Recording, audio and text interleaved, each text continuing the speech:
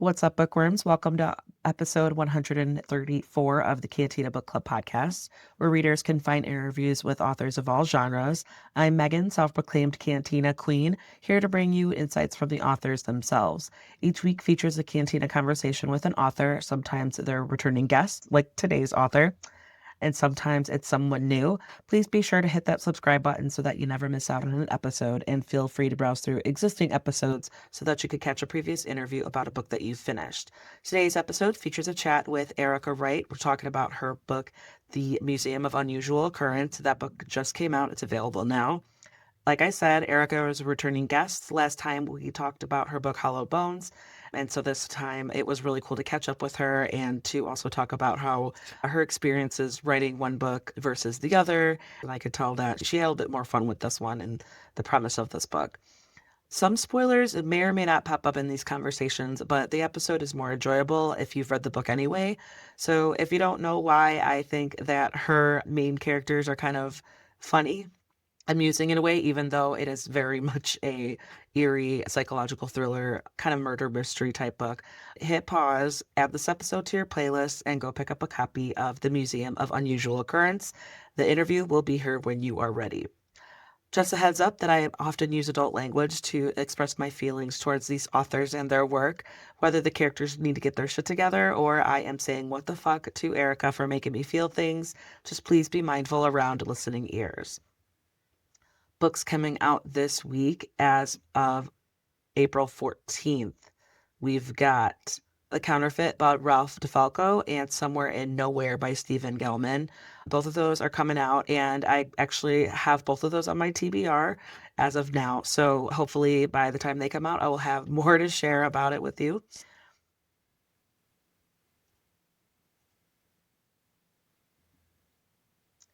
But either way, without further ado, get ready, grab your favorite drink.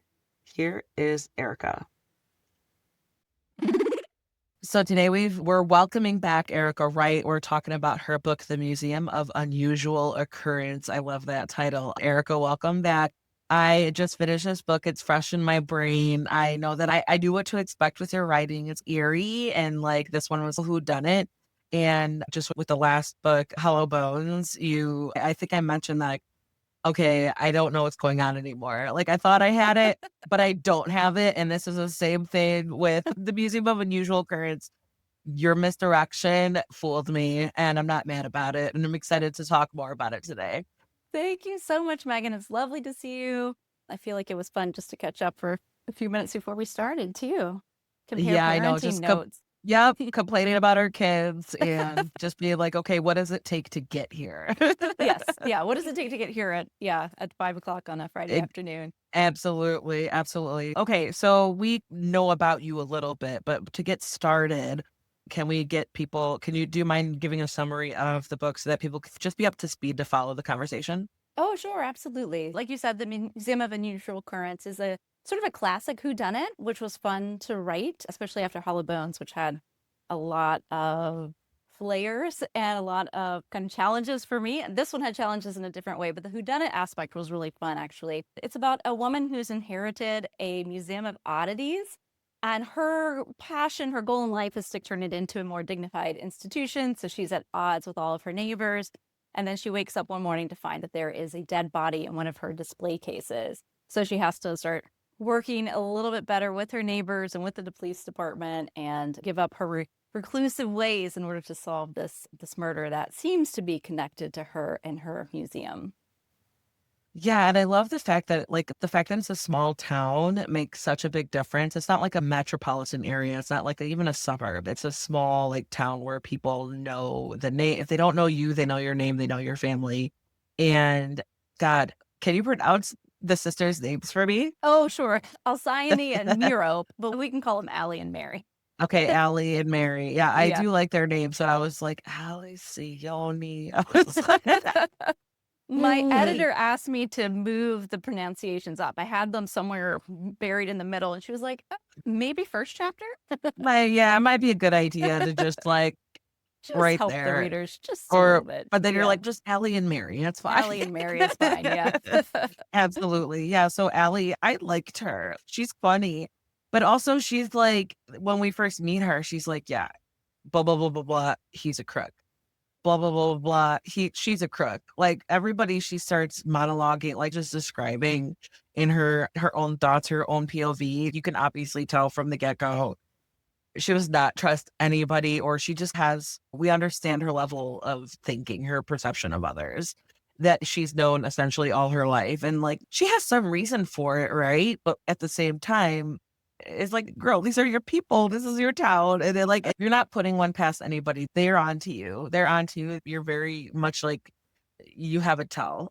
It's like they Yeah. can tell what you're thinking, what you're, and I don't know. I thought she was so there were points where she was like funny and I was like, okay, like I could follow her along. And then Mary, I was like, Mary, you are so annoying, but you make this story so much more interesting. Oh yeah, the little sister, right? She does She's make just like, things more oh, complicated. it's like when we first meet her, the first thing that we know about her is like she's just swindling her classmates. She's like, they're Right. dumb. It's their fault they're so dumb. I'm like, oh Right. my God. I love it. I loved it so much. Okay, so we can like get into your background. I know we first initially chatted about Hello Bones and like, because that was based off of, I forget which Shakespeare piece it was, It's right? off of, that one's inspired by Measure for Measure. Yeah, Right. I want to compare how you approached Hello Bones versus how you approached museum. What do we call it? Miu? How did the townspeople call it? The townspeople, they call it MOA. MOA. Moa. Okay, Yeah, so yeah, not quite thank you. MoMA, not quite as prestigious as MoMA. So that's their version, their Moa. museum. Yeah, MOA. Boa. Okay, we'll say boa. That'll be That'll be much easier for the sake of just conversing. So writing Moa Yeah, versus Hollow Bones, like can you compare? Like did you approach things differently? And we'll get into it because I definitely want to know about like research and all that, but just like big lessons learned and right off the bat. sure. I had the idea for this novel in October 2020. I was 8 months pregnant and I was during the pandemic. And every night, more or less during the month of October, I would watch a kind of Halloweenish movie. So Tim Burton was in heavy rotation, Hocus Pocus, Practical Magic. So movies that were eerie, but not too gory was my Mm, parameters. And when I was spooky, not watching these, scary, yeah, spooky maybe. not Yeah. yeah, spooky not scary. And I thought, "Oh, I just want to write something with that tone." I think that I love this tone. October and Halloween in general are they're my favorites. I love them. Me too. Yeah, just the best. And there's a I love the place. just like I think just the fall, the colors and the Yeah, changing of the seasons and even everything. everything, the air is crisp. Yep. My neighborhood goes all out in a way that they don't go out all out for other holidays.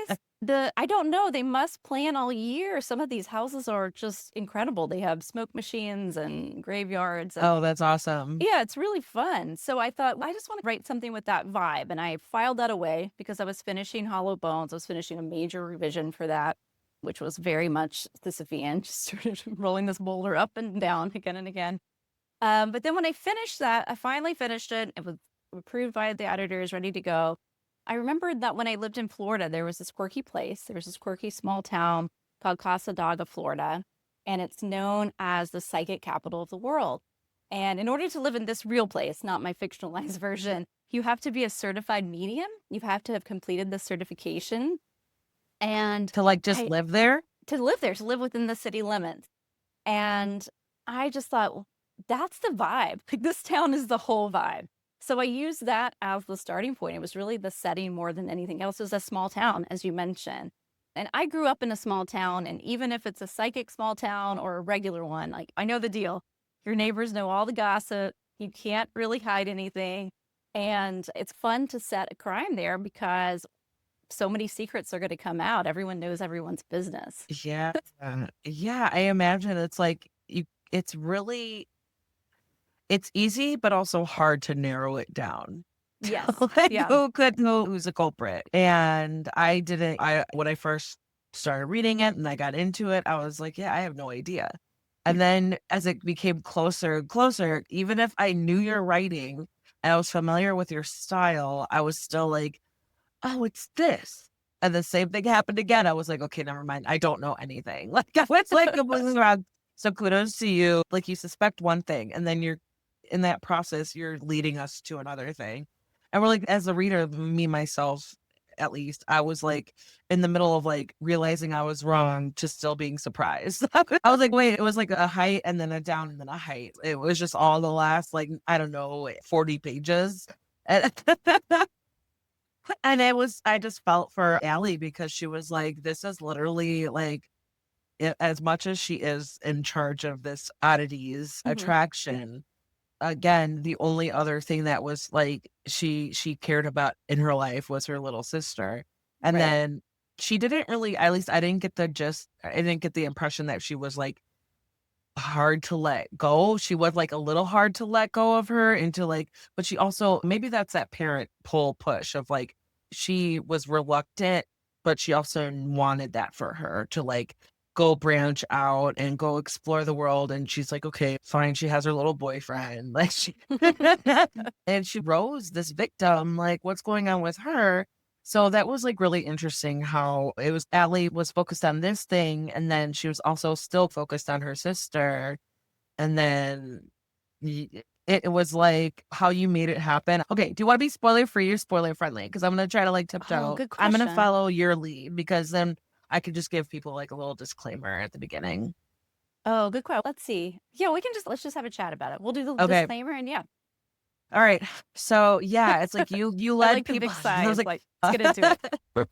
so like, yeah, you led people to like you led the readers to believe like, okay, Allie's like on the trail of poor Nigel. And of course I'm like, he's like an innocent little boy. You know, like, and then when we get to it, it's like, oh, all the trouble that Mary's been getting herself into or not been getting herself because it's like you lead us to it. It's like the first thing we know about her, she's selling fake weed to her classmates. And Right. so we know something's up. And then even like as the story progresses, Allie's like, okay, I can't locate my sister. And then she goes to a lake and she's like out on a kayak. Like, what the fuck are you doing? As a parent, and I'm sure you Right. too, you're like, what are you doing? Like, just stay in the fucking house. Yeah, So it's stay in like, the house. and then it was like, but of course you want to trust the best friend. And Yes. then you're like, that's supposed to be like someone who maybe has the best intentions, but then but I think I liked that spin that you had on it where it was like, oh, but then what if? Like, what if she went too far and then Mary is just, she's still throughout a lot of it.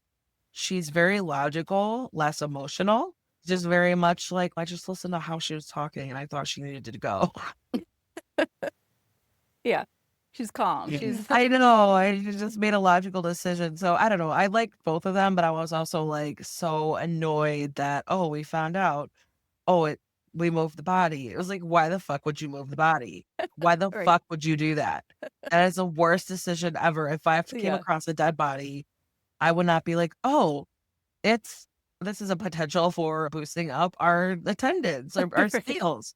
No, I'd be like, holy shit. The fact that a body is like within carrying distance of the museum is enough. I don't know. But yeah, Yeah. you had to like up the stakes and you had to add that the mystery. And then it was also like when it came obvious, it was like there's this mystery, but then we also like we know that this mystery is not a mystery. Like we know what happened here why? Because it was like, yeah, it was like when I was first reading it, I was like, yeah, this is fucking weird. Who would do this and then carry it to do all this work to make it this way? Right. And then you find out like, oh, it was because they like thought this was like a cool thing to do to attract more attention. And she's like, I took the pictures and I set them out. And I was like, Mary, I was like, Very right. I Yeah. felt like Allie. I All resonated right. with Allie like Right. throughout that whole chunk where I was like, because it was my teenage sister who I was Hmm. in charge of 10 years younger than me, I would have been like, "Are you fucking serious?" I Yeah. was like, but I don't know what it's like to live in a small town. So I want to explore how you channel these different personalities. And I guess mostly like, because we're like laughing at Mary, but how did Right. you just channel not only Allie, but also what she had to deal with and the situations and the people that she had to deal with that she had no control over? Sure. Yeah. I feel like writing the relationship between Allie and Mary is right now as close as I can get to doing that parent-child in a mystery novel or a crime novel. Yeah. I don't know how people write books where there are children in danger. To me, even I'm thinking about I'm getting some chills because it's as a parent, it's too real. Yeah. But this allowed, because in the story, Allie has been raising her teenage sister for about 10 years. There's 10-year age difference, as you said. And so it allowed me to kind of explore these themes of what it means to be a parent, what it means to be the responsible person, but from a slant. So I was still mining the same emotional material, but I could do it with a little bit of distance. And it's interesting, and I think all writers experience this, is you just get so attached to the characters. Like, I just found, even though Mary is making really poor decisions, I just sympathize with her so much that she lost her father at such a young age. She'd been abandoned by her mother. And I just thought, yeah, of course she's gonna rebel. Of course she's had Allie's done the best she can, and she's a responsible, logical person, but she hasn't had the same guidance that maybe someone else had. So I was team Mary, even when she, was out on a kayak. You're like, Mary, what are you doing? What are you doing here? This is It dangerous. Yeah, and it was, "Okay, this is a battle for another day," or she was just, like, so exhausted, she's like, "I don't have time to yell at you about this." It was Yeah.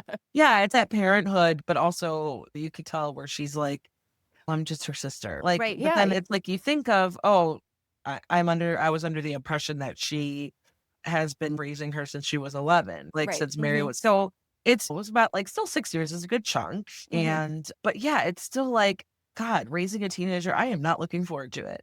I am not looking forward to it because it's just like middle schoolers are assholes and teenagers, they're still like, because I know I was a teenager, and even though I'm, like, pretty proud of, like, who I turned out to be, I know I was doing a lot of things that I had no business doing as a teenager, and so it's just like, I'm scared about that. But yeah, so it's like part of me was like, just maybe me being the hindsight person, I was like, "What are you doing? Like, Right. What are why?" you But it's doing? like, then again, I grew up in an urban area. I did not grow up in, like, near a lake where I could just take a kayak out. But I'm just Yeah. going to my island, and Going to it's my just like, island. "Oh, don't worry, I was gonna be back before, like, night." It was Yeah. and then Allie's like, "This is $600." And then it just turns out, like, Ellie or Mira's like, "No, there's not." Like, Right.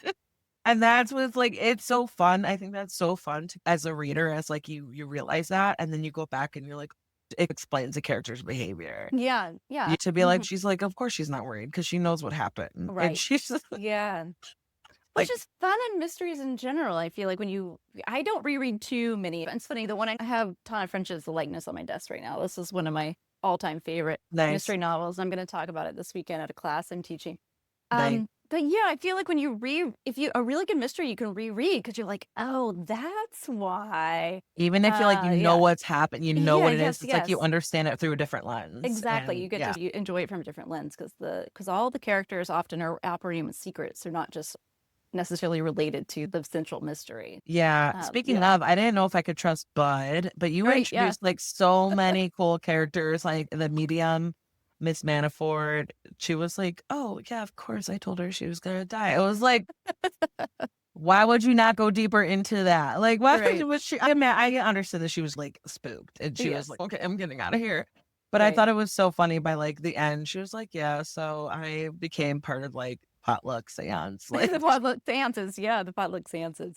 Yeah, I love that. it was fun to play around with because I enjoy a psychic, what I would consider a more traditional psychic story when you have kind of characters have clairvoyance. I think it's really fun, or supernatural powers. Yeah. But that's not what's happening in this real town, and it's not what's happening in my fictionalized version. So you have these people who, some of whom believe they can genuinely communicate with the dead, but some of whom are, this is just how they're living in this kind of unusual way because this is where they're born and raised. So yeah, there's this kind of sense that I think at one point in the book, Allie would like for some psychics to just come in and figure this out for her. Like, she's ready. Like, "Can And you just halfway through tell the book, me? they're like, Can yeah, you just just tell tell me. Like, me?" I'm Like very tired. I'm real tired. I'm raising my teenage sister who makes questionable decisions. I've got and this then my mom weird eventually museum. shows up, My like, mom "Dude, shows up and is not as helpful as I would like. Yeah, can someone just tell me what happened? But of can I course, catch a break? Can there's someone throw me a bone?" Yeah. throw me a bone. Yeah. Yeah, yeah. Um, Yeah. but it's true. No, Bud was fun. All the characters are really fun. When I was thinking about the suspects and just mysteries in general, it almost has to hurt a little bit when you figure out who the killer is at the end. And it's that there have to be emotional stakes. That's how I would say it. Otherwise, for me, the mystery doesn't quite work. And it's hard to do because you do get attached to the characters you're writing, and at some point you don't want it to be any of them. They've all got their life struggles, they've all got their own burdens to bear, and you don't want it to be any of them, but of course it is. Yeah, but also you're absolutely right because you're like this person or I like this person Yeah. because like I respected Bud and I liked him Yeah. and also I like because we're meeting everybody through Allie's eyes, right? Right. Like Right. Yeah. we're meeting and we get our impression is her impression, what she Yes. decides to Yes. feed as a narrator. She's like, I think that was like one of the first people that she introduced to, like, he's not a crook, but he's like, we used to be friends, and then he was just head over heels for his wife, and then, like, I'm like, I guess I could see how he just rose into this position, and he thrived in this position, and I Hmm. guess he is someone who I should not fuck with. Like, she Right. even though she's known him, like, he's there, I'm Hmm. assuming they're both there this whole time, in the past Right. 10 Yes. years, since high school, and he's just been riding up the ranks, which I guess it's, like, it's hard to imagine, but it's, like, us being out of a certain number of years out of high school, like, we understand that now.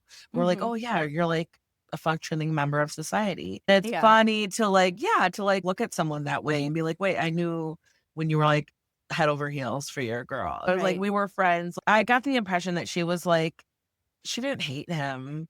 She Right. just had certain opinions about him, and then she was like, "Okay, now I'm invested too."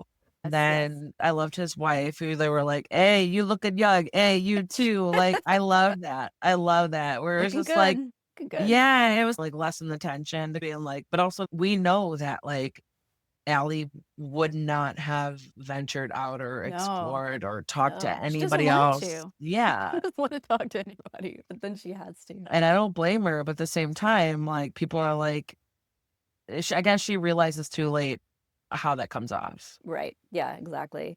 I have Yeah. to tell you, Megan, so Bud was a character that just occurred to me fully formed, which doesn't often happen. I feel like normally you have to figure out the nuances, but I just love this idea of yeah, so a small town guy who's risen through the ranks of the police department pretty fast, partly because it's a small town, there aren't a lot of people, but also he seems to be genuinely good at his job. So he's become a detective at an early age.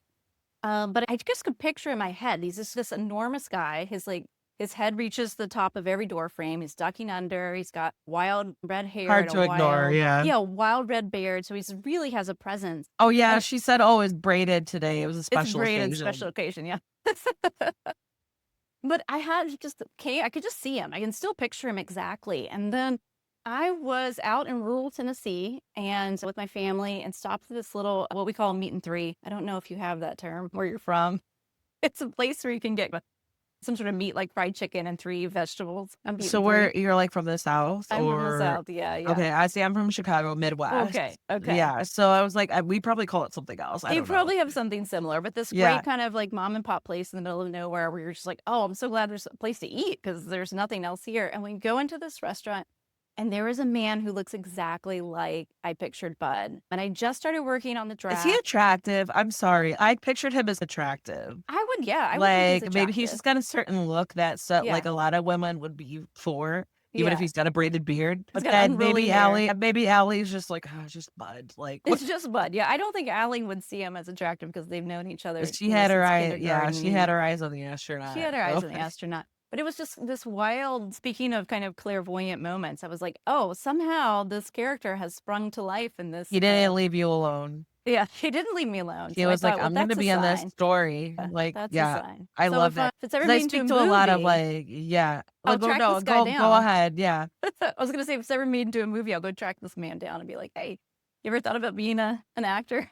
Right, you gotta be braidable beard. You've got to have a That's braidable the beard. only requirement, like no, I was gonna say because I ask authors when I interview them a lot of the same questions, and a lot of that is, like, either research or whatever authors say is like, "I couldn't get this character out of my head." Like, Right. they wouldn't leave me alone, and they just inserted themselves into the story, or even, like, a character they didn't plan, but suddenly they became a dog owner, things like that. It Oh, was like yeah. they demanded Yeah. this of themselves, and I'm like, "I love that. I love that Yes. you just went with it and you're like, "Okay, I will put you in this story, dude." Like, you And they cause problems too. The dog example is excellent because it's so much harder when your character has a pet or any kind of responsibilities because you can't have them just go off for a week and not explain what do they No, they do gotta make with sure they gotta let they gotta that have dog out. boarding. They've got to have Yeah. they got a dog boarding. So it's true. Sometimes characters will occur to you and then they create lots of plot prof.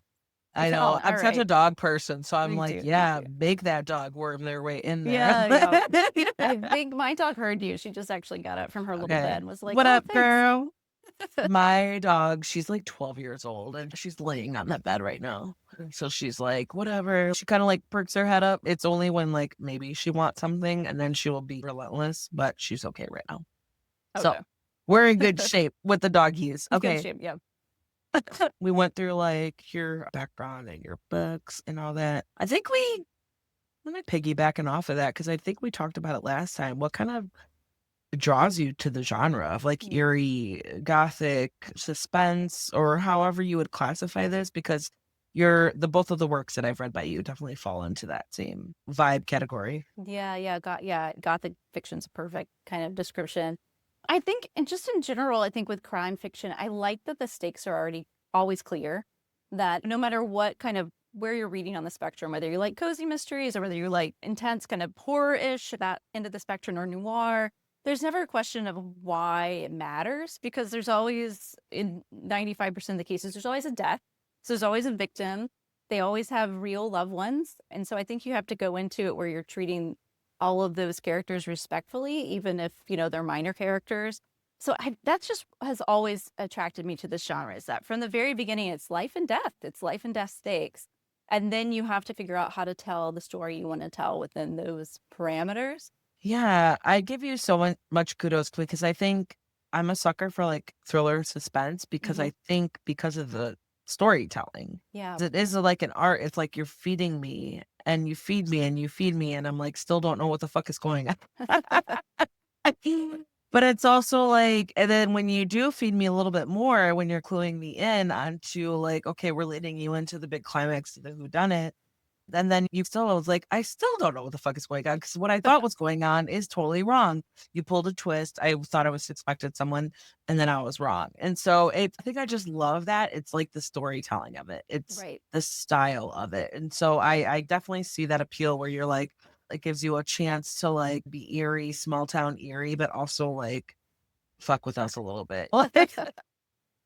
That's never For that's lack of better I words. never start that way, but then that is part of the fun of reading this genre is that you want to be surprised. You're I writing and you're always like, hee hee hee. Yeah. I always say that if no reader can figure out the ending, then I think that you probably haven't done your job. Then it's probably not fair. Like if it's just zero. But you do want I feel like you want most readers to have a surprise at least at the end. And then if it's really working, you want them to go, "What?" And then, "Oh." That's the reaction you want. You want to be like, "Oh, yeah, that makes 'Cause I sense." have, like, notes. I take notes on, like, all the books that I read for whoever I'm interviewing, and it's really funny to, like, look back and be like, "What? Oh, fuck, it's Nigel?" And then, like, "No, fucking Rebecca." So I'm Right. like, I'm right there. I love looking back at my notes and being like, "Oh my god," and then being like, when I sign in, I'm like, "Okay, what the fuck, Erica?" Right, Like, yeah. it's Yeah. like Oh, it's nice that you just get to confront all of us. I think that's you've set yourself up to win. Yeah.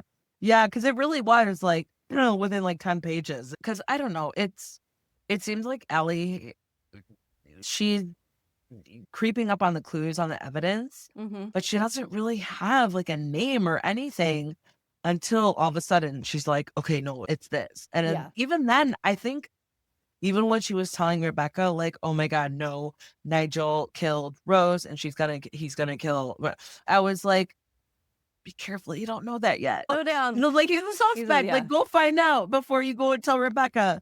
Because then Rebecca was like, "Yeah, let's go get go get him." And then it was like, "Oh my god." And so it was I don't know, I like poor Mhm. Nigel's family, For Nigel's but it was family, also yes. like when Mary said, she was like, "He stuck his nose in it, stupid boy." I'm like, "I know, stupid boy." Stupid I boy. was like I felt so bad for him, but I was like, "I agree." He was not being a smart boy. He Yeah. was not being a smart boy. Like, when we look at his whole part and everything, it was, like, so sad, like, obviously, he didn't deserve it, but it was like, I was dude. probably and I just thought of this while we're conversing. He's so far away from his family, so he also doesn't have the guidance that he needs. Both Mary and Nigel they're winging it, and they're at an age when maybe they should not be entirely in the pilot seat. Like they're getting there. They're 17 and 18 respectively. So co-pilot might be a good seat for them, but they're both left to their own devices a little too much, perhaps. Yeah, left to their own devices, like maybe drugs and drinking versus like handling someone who won't leave them alone. Yeah, exactly. Like that's a exactly. big difference. I was like, okay, I understand. Like there's teenagers, and then there's like, no, when this gets to that situation, it's like teenagers should not have any choice in that.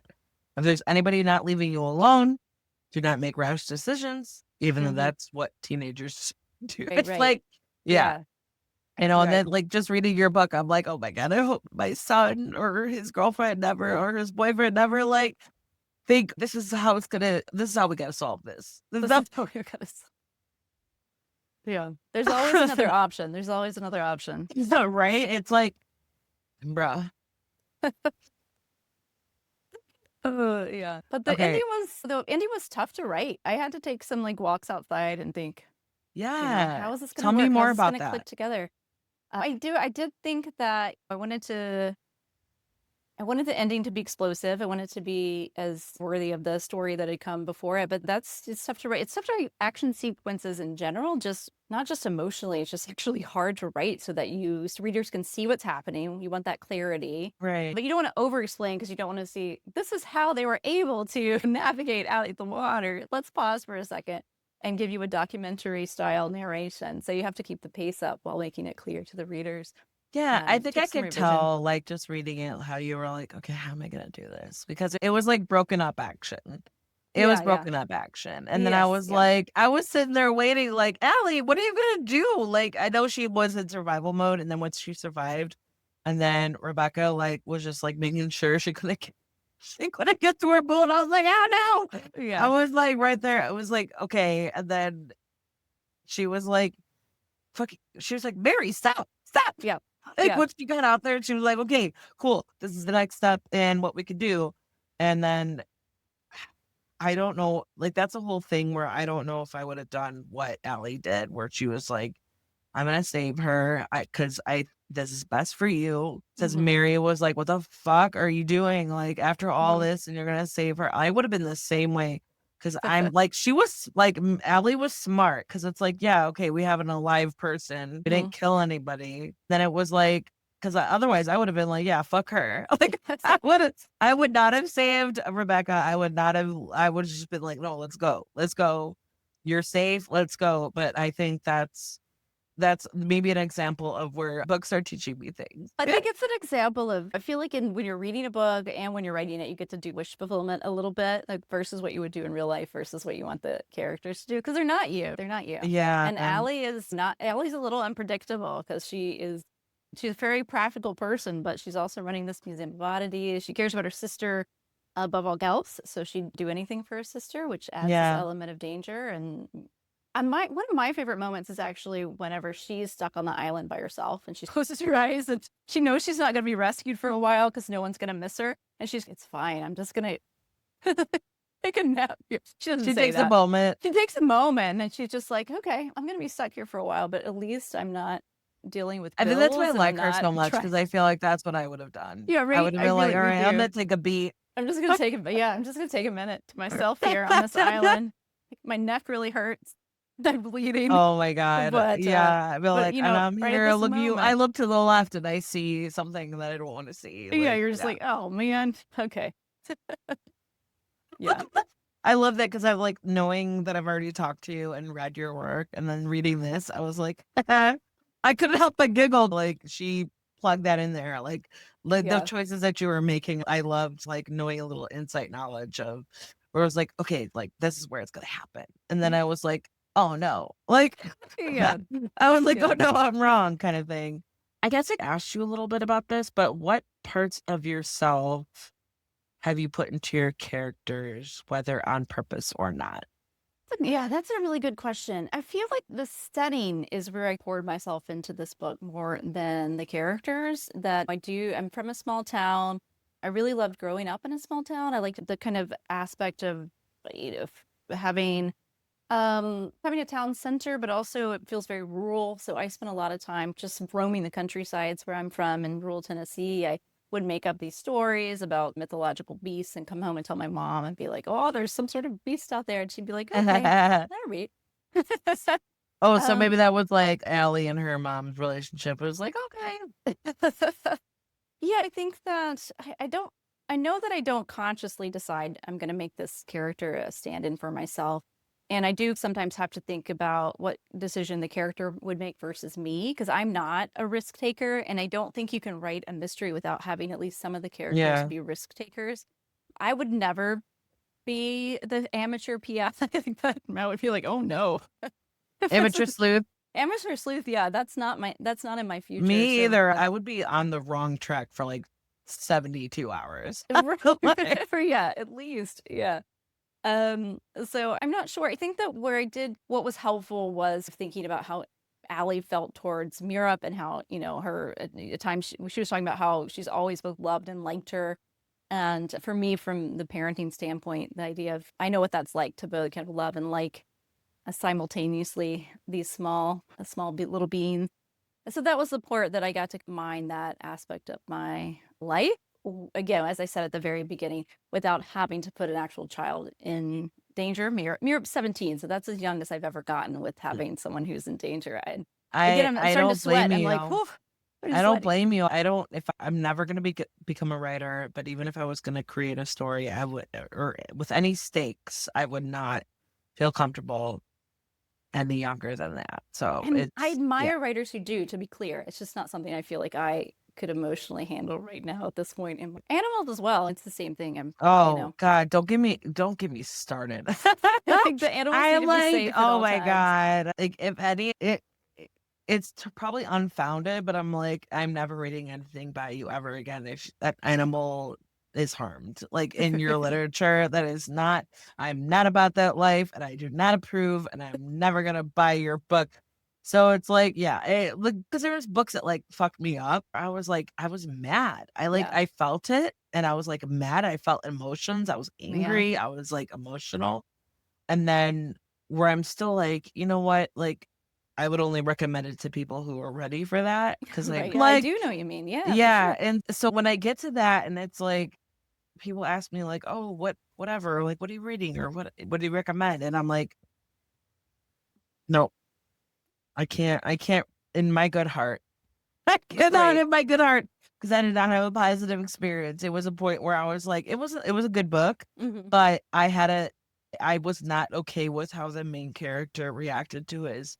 So without spoiling it, I'm not going to tell you the title of the book. It was like there was cheating, like his first person high school coming of age, and he was like with his girlfriend, and then but he caught his girlfriend cheating on him with his best friend, and then he decided to forgive both of them, and that pissed me off. That because I was like, he was a better person than me, and I do not like how this turned out. And so I was like, I would still favorably recommend that book, but I was like, it fucked me up. So just a disclaimer. I got really mad. And I was like, it was to a point where I looked at up at my reality where our kids were trying to go to bed and they weren't going to bed. They were just like being kids. Or like, it's like, my kids are fucking crazy where they don't care if you tell them to go to bed. They don't care if you do. Like, it's like a whole fucking 20-minute thing where we have to like get tucked in, and because they keep messing around, it takes so much longer than it needs to. And I'm like, it drives me nuts. And so I was like, I am not ready for this. I just finished the book and I was like, I am not ready to talk about this. I'm not ready to do this. I'm not ready. Like, I'm not in the emotional space. And then my husband was like, you just gotta tell me. Just tell me the story. Tell me the book. I'm like, I don't wanna. I don't wanna. And then he was like, no, just tell me the story. And then I did. And he was like, why are you so angry? I'm like, I don't fucking know. I don't fucking know why I'm so angry. Like, there's just the magic of books. So like, that's just an example of like what you were telling me. It was like, yeah, I know I got off on a tangent, but that was an example of what you were telling me. Yeah. So I just like, I appreciate your authenticity, because I was like, I got into it with reading Moe. Oh, Moa. Yeah. For Museum of Unusual Occurrence. Yeah. I told my husband Moa. the title. He was like, "Why didn't you just call it Haunted House?" I was like, "It's actually haunted. There are actual ghosts." I know it's like unusual occurrence. That is a very Yeah, it's apt like description. unusual. But I also want to like, oh my God. Okay, so I do want to ask this. Okay, so we're thinking about Allie, Mary, Mom, Nigel, and Bob. All separately, they all walk into a kitchen with dishes or whatever. They're just walking into their apartment. They're like going home and they walk into a kitchen. There's a sink full of dishes. What do they do? Each of Oh. them, what do they do? Oh, that's really good. I don't think that I call her Mama Orlean, but I don't think Allie's mom would notice. I think she's so in her own daydreamy world that she would, yeah, I don't think she thinks some little fairies do the dishes and that you don't have to worry about it. I think Mary probably also would see them and then ignore them. It's just like a lot of 17-year-olds think that's not her domain. I think both Bud and Allie would That's like such a nice way to immediately. put it, by the way. It's not their no It's not domain. her. It's not her domain. I think Bud and Allie would immediately do the dishes, both of them. They get things done. They get things done. I love that because I think secretly they would like be able to hang out and Oh get yeah, along. yeah, But Allie's being weird about it. yes, for And sure. maybe Bud's being weird about it, but his wife is like, "What are you doing? Like, let's hang out." Like, Yeah, yeah. That's I yeah. I love think that's that. true. That's true. I I like a good love that. friendship arc. I feel like Bud and Allie almost have a friendship arc. Like they're all. It's almost there, but they both are. Because they're Yeah, they're both like, a little weird. they understand that things are weird. Yeah, Like, they're on the same page about their town, which is that they love it and they also wish that it were more reasonable. and they're like, "Oh, should we be friends?" And they're like, "Oh, I don't know how they I feel don't about know. it. I don't know how I feel about it." Like, yeah, I love that. I love that, like, a little bit of awkwardness because, like, you guys could be, like, really tight if you Yeah, cross that line. yeah, You it's guys true. could, like, be ride or die if you cross that line. Yeah, Like, yeah. I love They yeah, might that's get fun. there. They might get That's there. It's a fun. series. This is the start of a series, so maybe they'll get there. Okay, expand on that. I didn't necessarily write it as part of a series, but then same way characters come to you. I had this kind of ending for Allie where she decides that she's going to become a consultant for the police department, an expert on the Yeah. occult, She's, like, and freelance or whatever, freelance yeah. because she has this background in anthropology and it just dovetails well into the kind of crimes that this town experiences. So at the end, I think Allie was like, "Nope, you're not done with me yet. I've got more. I've got more to say. I've got more to do." Oh my God, that's so Yeah, exciting. yeah, I didn't know about that. All yeah. right, I'm gonna follow Allie. Whatever you do with Allie, Oh, nice. I love it. I'm I gonna love Allie, and it's okay if not every reader does because I know she's prickly, but I think she's prickly I do like appropriately her. prickly. Like she's like I said earlier, she's funny. She's She's funny funny, where yeah. she's like, he's a crook, she's a crook, she's a crook. And then when like she learns more, she's still like, I don't know, this seemed like the cute thing where we could like gossip about an ex-boyfriend. Like she Yeah. was so open about it. You know what I She mean? opens Yeah. herself up a little bit by the end. Because Yeah. I love that she was like, does she know my ex-boyfriend is texting me? Like, Right. but then she wasn't like petty about it. She wasn't like Yeah. whatever about it. She was just like, oh, I don't know. Like, she acted unimpressed. Yeah, Like, she's not impressed by Drew at all and his yeah, fancy Hollywood career. Yeah. I love that. I love Yeah. that. Where she was like, I don't know. I guess it's because she was presented with something and then she was Yeah. like, No, no. thank you. No, Yeah. thanks. Hard pass. Okay, so pertaining to Allie and Mare, what three items would they bring to a desert island? Allie and if they're going together. Separately. Oh, separately. I think Allie would probably bring. Oh, let's see. What would Allie bring? Or how long are they going to be there?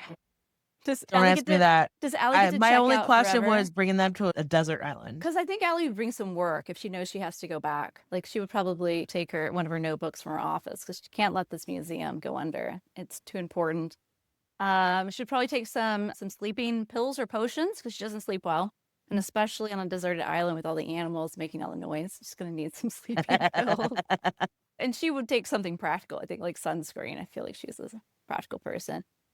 Mary's gonna pack up 3 books of poetry and forget to bring water. Like Mary. She's gotta have something to read while she's there. I love that. That makes so much sense. It's so I perfect. love that question, by the way. That's fun. That's really fun. I know it puts you on the spot, but then you're like, oh yeah, what would they What bring? would they Like, bring? Yeah. yeah. That's fun. That's a really fun writing exercise. I should give that to my students. Besides how would they wash the dishes? And then what? Like, Yeah. How would they wash the dishes? What do they bring into a when dessert they walk island? into an apartment when the sink's full, would they leave Yeah. it? Would What they about wash you, it? Megan? What would you do? If I wa So my husband and I, we have like a system where I'm in charge of filling the dishwasher from the Okay. sink, and Great. he's in charge of emptying the Oh, dishwasher. So if lovely. the dishwasher is not emptied, I cannot You fill it. can't do your role. Yeah. You So can't if the fulfill your role. sink is filling up, it's his fault. It's Gotcha. his fault. So Yeah. yeah, it's a thing where it's like, we gotta understand, okay, I just didn't get to it, or like we got a lot of things going on and I didn't feel like doing it. It's like fine. But then it comes to like, oh, if you want to come at me, I got evidence for you. You know what I mean? Like, Good. I that's love how it. it turns to. Yeah, I'm always ready, and I understand that you want to do that. But if you're gonna come at me, Hmm. boo, I'm gonna come at you. Like, Yeah. it's Yeah. and that rarely happens where it's just like, oh yeah, we suck. Like that's really like we admit like, oh yeah, we're slacking on this and like whatever. But no, when the dishes come up, if I knew it were just me, if I saw a sink full of dishes, I would check the dishwasher and then I would do the dishes. Fill them up. Yeah. Yep. Yeah. I would be like, okay, is there room in the dishwasher? Okay, I'm gonna fill the dishwasher, and whatever dishes were left, I would be like, okay, let's do this. Yeah. What about you, Erica? I feel like a lot of writers, I'll find any reason to procrastinate actual writing. So if there's dishes in the sink, I'm like, whew, okay, I don't have to write. I got to see to these dishes. It's very important. So I just gotta call you, do my dishes. Yeah, exactly. But okay, what do you hope readers get out of Hawaii? The Moa, museum, the Moa. Museum of Unusual. Yeah. I think that that's a good question. I feel like the characters, all of them in some ways, are looking at the world a little more kindly at the end. They're like looking at their neighbors more kindly. They're looking at their circumstances more kindly. So perhaps that has something to do with, yeah, just grace for yourself and your own and the mistakes that you've made. And no matter how extreme they are, and some of the mistakes are pretty extreme, but finding a little bit of grace for yourself and your neighbors. That I love that. That is so important because so many times where I'm like, I don't know. I feel like I'm constantly forgiving myself. Where it's just like, it's okay, Megan. Yeah, that's okay. Okay. It's okay, Megan. Where it's just like not even just like doing this stuff, but I don't know. Like we can extrapolate like any situation, anybody's life, and it's like maybe you acted how you didn't want to act, and it's like just Mhm. forgive yourself. No, I guarantee nobody's thinking about that. That's also true. Yeah. Like I guarantee nobody is thinking about that like you are thinking about that, and you're absolutely right. I think this book is definitely like pay attention to yourself. Don't worry a lot about other people because yeah, it's like worry about what makes you full. Yeah, I like that. Yeah. Absolutely. Okay. This is another like random question. So this book touches on a lot of like negative, dark things and themes, and you had to like write a lot of dark shit. How do you take care of yourself?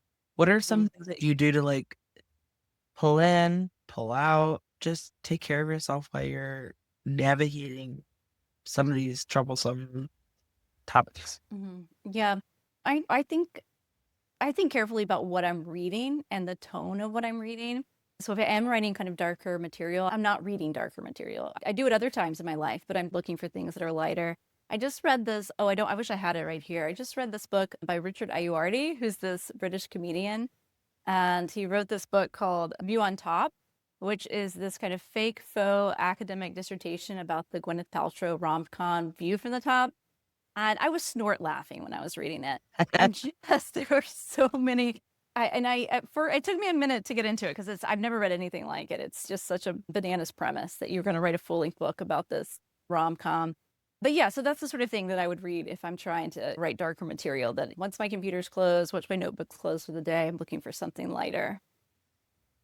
Perfect. Oh, I love that. I love that because I feel like it's I know we all get into some shit, but I know that there's like such a balance that's needed. And I love asking authors that, where it's like, what do you do to like counteract that to where Yeah. like you're getting really deep into one thing? What does the author want you to, or maybe you don't want them to do it, but you're like, this is what I did. Fair. Yeah. I love fair. that. Okay, so Erica Wright, where can we find you online and on social media? My website is ericawright.org. And I mainly use Instagram. So I've distanced myself from all the other social media platforms. And so my handle is Erica Wright on Instagram. Perfect. Yeah. Erica Wright. So I would say Moa. Moa. The Museum of Unusual Occurrence that comes out on April 7th, correct? That's right. Thank you Okay, so much, perfect. Megan. And thank you so much for catching up and for willing yourself to be spoiler filled and Oh, no, it's fun. and listening It's fun to me talk, like, yeah. I know. I imagine it's like super fun for you to be like, It is fun. It is fun to just spill and not have to think about it. Yeah. God, oh, let me know. We could go like spill as much as you want. Let's do it. Yeah, and then absolutely let me know when and if you want to come back, and Yeah. we'll make like I'd love to chat again. That sounds great. Thank you so much, Megan.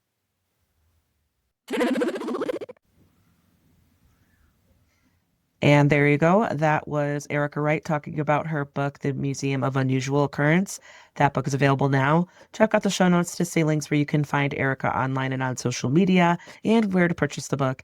In the show notes, you'll also see where to find Cantina Book Club on your favorite social media book communities, such as Bookstagram, BookTok, BookTube, Threads, Facebook, and more. And I would love and appreciate it if you could hit that follow or subscribe button so that you never miss out on book reviews or author interviews. If you have any book-loving friends who are looking to get more out of their reading lists, please share Cantina Book Club with them so that they can find upcoming releases and interviews with authors. Another way to help this podcast is to head over to your favorite podcast player and give Cantina Book Club a rating and review. It helps me reach more potential listeners and fellow book lovers like you. And that goes with any podcast that you listen to. It's one of the easiest things that you could do to help out. If you need book recommendations, you can reach out to me. I am always excited to share my recent favorites. Or you can head on over to cantinabookclub.com to read more in-depth book reviews. While you're at it, you can subscribe by entering your email on the website so that you can get entering your email on the website so that you can get new reviews delivered directly to your inbox. If you want to support Cantina Book Club even more, if you want to support Cantina Book Club even more, you can donate by finding the Whether it's a form on one-time donation or as little as $1 whether it's a a month. one-time donation or as little as $1 a month, will share my seriously appreciation appreciate the support by giving you and a will shout share out my on the show. appreciation By And giving finally, you a one shout of the out on best the ways show. to help authors And promote finally, their one of the works best is ways to to head help over to authors Amazon, promote their works Goodreads, is to head over to Amazon, Storycraft, wherever Goodreads, you rate your books, BookBub, and Storycraft, give a wherever title that you love, rate a your rating books and and review. give It's a title free that and you it love, helps a rating and so review. much It for the authors to get it's the word free out and there. it Other helps than so basically much buying the book and, for the tagging it on authors to social get the media. word out there. And as always, thanks so other much than for listening. basically And see you buying next the time. book and Cheers. tagging